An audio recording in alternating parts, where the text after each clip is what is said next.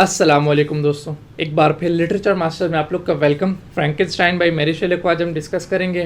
दोस्तों, ये story Mary शेले ने जब लिखना स्टार्ट की तब वो 18 साल की थी। इसका फर्स्ट एडिशन एनोनिमसली पब्लिश हुआ था लंदन में 1 जनवरी 1818 को, जब वो 20 साल की थी। इसका सेकेंड एडिशन पेरिस में पब्लिश हुआ था मैरी शेले के नाम से 1821 में 1821 में। इस नावल के लिखने के पीछे मैरी शेले की एक स्टोरी है। शेले और मैरी शेले 1815 में राइन रिवर के पास जर्मनी में सफ़र कर रहे थे जब वो एक जगह पे रुके जिसका नाम था जर्नशाइम, जो कि 17 किलोमीटर दूर थी फ्रैंकेनस्टाइन के किले से। और ये मशहूर था कि फ्रैंकेनस्टाइन के किले में 2 सदियों पहले एक अल्केमिस्ट गुजर चुका था जिसने कुछ एक्सपेरिमेंट्स किए थे। फिर उसके बाद शेले और मैरी शेले चले गए जर्मनी। तो फिर ऐसा हुआ कि 1816 में कुछ वॉल्केनिक इरप्शन हुई जिससे बहुत ज़्यादा सर्दी हो गई थी, और वो इरप्शन हुई थी माउंट टम्बोरा की। तो उसकी वजह से ये जो समर था वो एंजॉय नहीं कर पा रहे थे। तो शेले और मैरी शेले जो थे वो विला डायोडेटिक गए जहाँ पे बायरन रहता था। तो बायरन के पास जाने का मकसद ये था कि ये और बायरन जो थे वो आपस में मिल बैठकर गपशप लगा ले। तो उस वक्त जो बायरन था वो एक किताब पढ़ रहा जिसका नाम था फैंटास्मेगोरियाना, जिसमें घोस्टली टेल्स थे। तो उसके पढ़ने से बायरन के दिमाग में एक बात आई और उसने एक कंपटीशन का ऐलान किया जो कि था मैरी शेले के बीच में, पीबी शेले के बीच में और बायरन के बीच में, कि जो बंदा एक अच्छी घोस्टली टेल लिखेगा वो इस कंपटीशन का विनर हो जाएगा। तो बाकी जो बंदे थे उन्होंने तो टेल लिखना स्टार्ट कर ली थी, लेकिन जो मैरी शेले थी उसके दिमाग में किसी किस्म की घोस्टली टेल नहीं आ रही थी। उसके माइंड में जो फ्रैंकेनस्टाइन की स्टोरी थी वो आई और फिर उसने वो स्टोरी लिखी और इंडीड वो विनर थी उस कंपटीशन की। तो चलिए दोस्तों, वीडियो स्टार्ट करते हैं। नॉवल स्टार्ट होता है रॉबर्ट वाल्टन के साथ, जो कि अपनी बहन मार्गरेट सेविल को बहुत सारे लेटर लिखता है और उन लेटर में वो उसे स्टोरी बताता है कि पोलर एक्सपीडिशन में उनके साथ क्या हुआ और किस तरह वो बर्फ़ में फंसे और कैसे उन्होंने एक दिन एक देवकामत मखलूक देखी जो उनसे कुछ फासले पर थी, और दूसरे दिन उन्होंने कश्ती पर एक बहुत ज़्यादा अजनबी बंदे को चढ़ाया जिसका नाम था विक्टर फ्रैंकेनस्टाइन। अब जो स्टोरी है वो फ्रैंकेनस्टाइन नरेट करता है और वाल्टन को अपनी जो कम्प्लेक्स टेल है लाइफ के बारे में और हिस्ट्री के बारे में वो बताता है, और उसे ये भी बताता है कि कैसे वो यहाँ अकेला नॉर्थ पोल पर आया। तो स्टोरी स्टार्ट करते हैं फ्रैंकेनस्टाइन की। विक्टर फ्रैंकेनस्टाइन कहता है कि मैं स्विट्ज़रलैंड में था और मेरी फैमिली बहुत ज़्यादा खुश थी, हम सारे बहुत ज़्यादा अच्छी ज़िंदगी गुजार रहे थे, और मेरे जो पेरेंट्स थे जिनमें अल्फोंस और कैरोलिन थी वो बहुत ज़्यादा लविंग थे। उसके अलावा मेरे 2 भाई थे जो अर्नेस्ट और विलियम थे। विक्टर कहता है कि मेरी जो माँ है वो बहुत ज़्यादा चैरिटेबल वुमेन थी, तो उन्होंने एक दिन एक घर से अनाथ बच्ची को लिया और हमारे घर में ले आए। उस बच्ची का नाम था एलिज़ाबेथ लेवेंजा।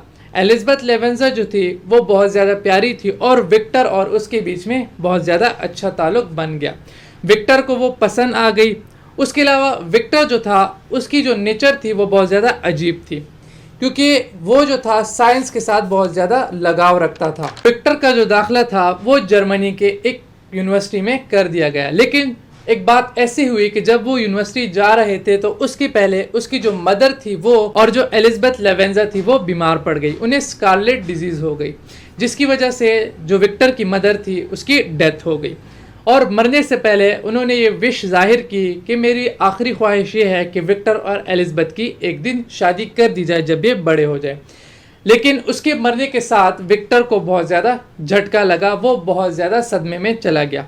अब विक्टर जो था वो चला गया यूनिवर्सिटी, और यूनिवर्सिटी का नाम था एंगोलस्टेड जो कि जर्मनी में थी। वहाँ पे विक्टर जो था उसे बहुत ज़्यादा शौक पड़ गया, वो बहुत ज़्यादा दिलचस्पी लेने लगा एक नई रेस बनाने में कि वो कैसे एक नई नस्ल को तैयार कर सके।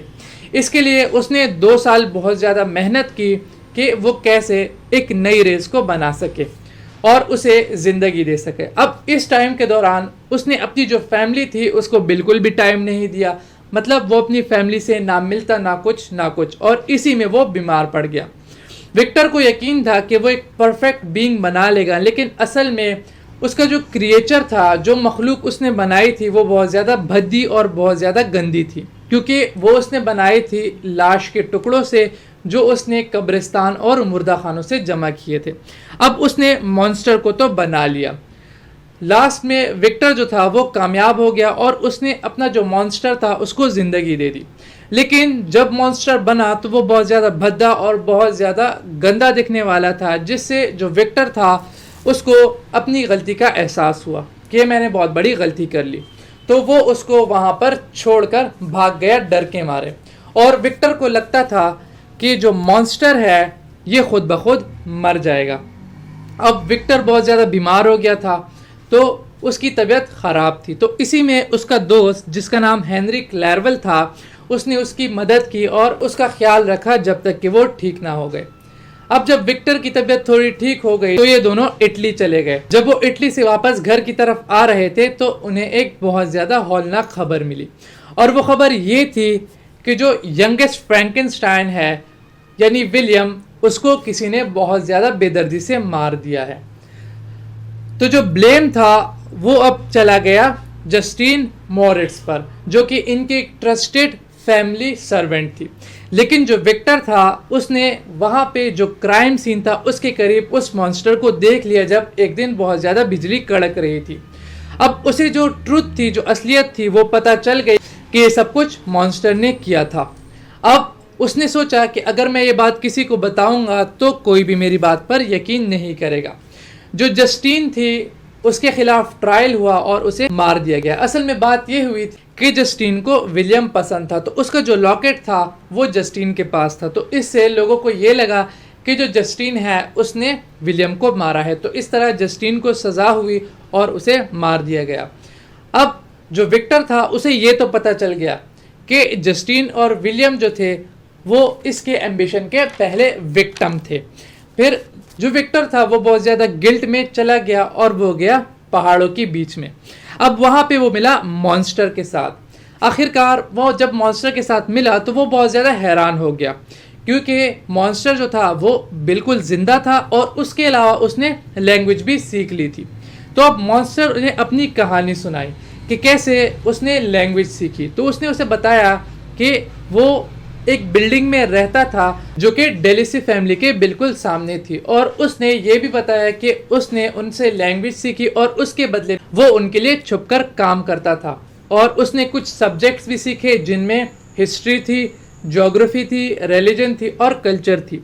और उसने ये भी बताया कि जब फर्स्ट में तुम मुझे छोड़कर चले गए थे तो वहाँ पे मुझे तुम्हारी एक जैकेट मिली जिसमें पैराडाइज लॉस्ट थे, उसके कुछ पेजेस थे और उसने वो भी याद कर लिए थे। मॉन्स्टर कहता है कि एक दिन मैंने डेलिसी फैमिली को अपना जो असली रूप था वो दिखा दिया, जिससे वो बहुत ज़्यादा खौफजदा हुए और उन्होंने मुझे भगा दिया वहाँ से, और कुछ मैं वहाँ से खुद ही निकल आया उनकी बिहेवियर की वजह से।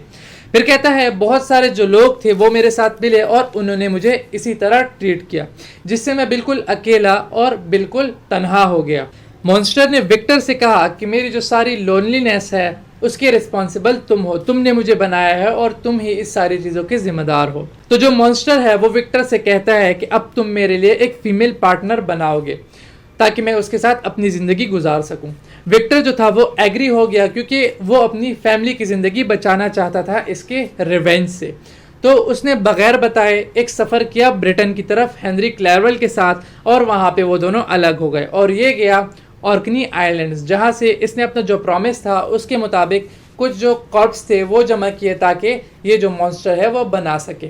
अब ये वापस आया और इसने मॉन्स्टर बनाना स्टार्ट कर दिया। तो जब ये मॉन्स्टर बना रहा था तो जो बाहर दूसरा मॉन्स्टर था जो पहले बना था वो बहुत ज़्यादा खुश था और खुशी से हंस हंस कर अंदर देख रहा था। अचानक विक्टर ने रियलाइज़ किया कि मैं अगर ये मॉन्स्टर बना दूंगा तो एक मॉन्स्टर इतनी तबाही मचा सकता है, तो फिर दो मॉन्स्टर, फिर इनके बच्चे, तो ये बहुत ज़्यादा तबाही मचा देंगे। तो इसी में जो विक्टर था उसने जो फीमेल मॉन्स्टर था उसको तबाह कर दिया और उसे नहीं बनाया। तो जो मॉन्स्टर था वो विक्टर को हर जगह फॉलो करता, तो बहुत ज़्यादा गुस्सा हो गया और उसने विक्टर से प्रॉमिस किया कि मैं उस रात आऊँगा जिस रात तुम्हारी शादी होगी। और जाते जाते वो बहुत ज़्यादा गुस्से और बदले में हेनरी क्लैरवेल को मार गया। अब विक्टर बहुत ज़्यादा खफा और गमगीन था, वापस स्विट्ज़रलैंड आया और उसकी एलिज़ाबेथ से शादी हो गई। इन दोनों की शादी हो गई तो जो विक्टर था उसको मॉन्स्टर का जो प्रॉमिस था वो याद था। अब विक्टर को लगता था कि जो मॉन्स्टर है वो उसको कत्ल करेगा शादी की रात पे, लेकिन ऐसा कुछ नहीं हुआ। जो मॉन्स्टर था उसने इसको तो कत्ल नहीं किया, लेकिन इसके बजाय जो एलिज़ाबेथ लेवेंजा है उसको कत्ल कर लिया। अब विक्टर के जो फादर हैं उनको इस बात का पता चला और वो बहुत ज़्यादा गमगीन हो गए और इसी में उनकी डेथ हो गई। विक्टर जो था वो भी जहनी तौर पे बहुत ज़्यादा डिस्टर्ब हो गया, लेकिन जब वो रिकवर हुआ तो उसने मजिस्ट्रेट को ये बात बताई कि एक जो मॉन्स्टर है वो मेरे पीछे पड़ा है और मेरी फैमिली के पीछे पड़ा है और उसे मैंने बनाया है, लेकिन मजिस्ट्रेट ने कोई एक्शन नहीं लिया। अब विक्टर जो था उसने ये बात तो तस्लीम कर ली कि उसे ये जो प्रॉब्लम है ये खुद डील करनी होगी और वो अब निकल गया मॉन्स्टर की तलाश में। उसने मॉन्स्टर का पीछा किया यूरोप में और आखिरकार वो उसे मिल गया आर्कटिक में, जहाँ पे जो वाल्टन है उसने उसे ढूंढा। वाल्टन दोबारा स्टोरी नरेशन स्टार्ट करता है लेटर्स के ज़रिए से अपनी बहन को, और वो अपनी बहन को बताता है कि कैसे विक्टर आखिरकार मर गया कमज़ोरी की वजह से, ठंड लगने की वजह से और मायूसी की वजह से, और ये भी कि कैसे उसने मॉन्स्टर को ढूंढा विक्टर के कैबिन में जो बहुत ज़्यादा गमगीन था उस डेथ की वजह से और डिस्ट्रक्शन की वजह से जो उसने फैलाई, जिसकी वो वजह बना था। वाल्टन को अपनी तकलीफ़ें बताने के बाद जो उसने सही थी, जो मॉन्स्टर था वो वहाँ से चला गया और बर्फ़ में कहीं गायब हो गया उसी आर्कटिक नाइट, जिस नाइट जो विक्टर था वो मर गया। और ऐसा लगता था कि जो मॉन्स्टर है वो यहाँ से ख़ुद को मारने के इरादे से निकला है और फिर उसके बाद किसी ने उस मॉन्स्टर को नहीं देखा। तो दोस्तों, थैंक्स वॉचिंग माई वीडियो।